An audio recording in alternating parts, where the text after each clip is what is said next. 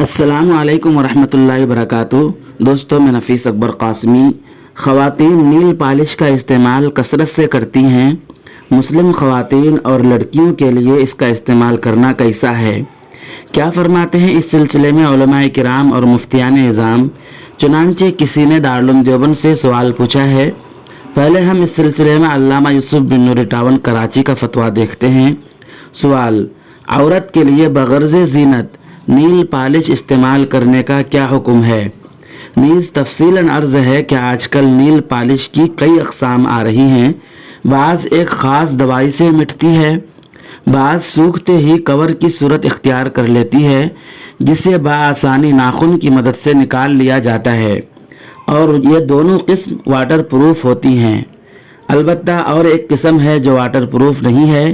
برائے مہربانی ان سب کا حکم بتا دیں۔ جامعہ کے مفتیان کرام نے جواب دیا ہے کہ واضح رہے کہ اگر نیل پالش میں ناپاک اشیاء استعمال کی گئی ہو تو اس کا لگانا جائز نہیں ہوگا، اور اگر اس میں ناپاک اجزاء کا استعمال نہ ہو تو اس کا لگانا جائز ہوگا۔ لیکن جس نیل پالش کی وجہ سے ناخن پر تہ جم جاتی ہو، خواہ کیمیکل سے ہٹانا پڑے یا ناخن سے ہٹ جائے، اس کو لگانے کی وجہ سے چونکہ پانی جلد تک نہیں پہنچتا، اس لیے وضو یا غسل کرنے سے پہلے اس کو ہٹانا ضروری ہوگا۔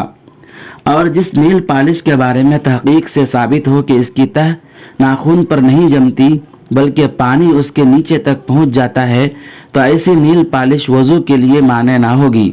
اللہ تعالیٰ کا ارشاد ہے: اے ایمان والو، جب تمہارا نماز کے لیے کھڑے ہونے کا ارادہ ہو تو وضو کے لیے اپنے چہرے کو اور اپنے ہاتھوں کو کوہنیوں سمیت دھو لو، اور اپنے سر کا مسح کرو اور اپنے پاؤں بھی ٹخنوں سمیت دھو لو۔ دارالعلوم دیوبند سے کسی نے سوال پوچھا ہے۔ سوال: کیا ایام حیض میں ناخن پالش لگائی جا سکتی ہے؟ اور کیا فیشن کے مطابق بڑھے ہوئے ناخن کے ساتھ نماز پڑھی جا سکتی ہے؟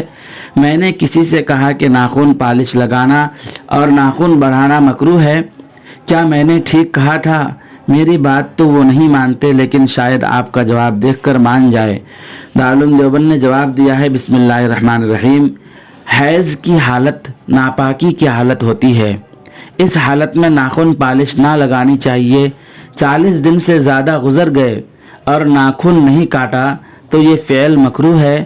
نماز پڑھنے میں کوئی حرج نہیں، لیکن ناخن پالش میں تہ ہوتی ہے، اسے کسی حالت میں نہیں لگانا چاہیے، کیونکہ اس کے لگانے کے بعد وضو یا غسل کے ذریعے جو طہارت حاصل کی جائے گی وہ طہارت مکمل نہ ہوگی۔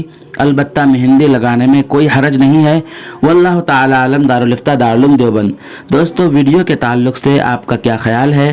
ایک پیارا سا کمنٹ کر کے ضرور بتلائیں۔ پھر ملتے ہیں کسی نئی ویڈیو کے ساتھ۔ اگر آپ نے ابھی تک ہمارا چینل سبسکرائب نہیں کیا ہے تو اسی طرح کی اہم ویڈیو پانے کے لیے اور ہر طرح کے دینی مسائل حاصل کرنے کے لیے ہمارا چینل ضرور سبسکرائب کریں۔ السلام علیکم ورحمۃ اللہ وبرکاتہ۔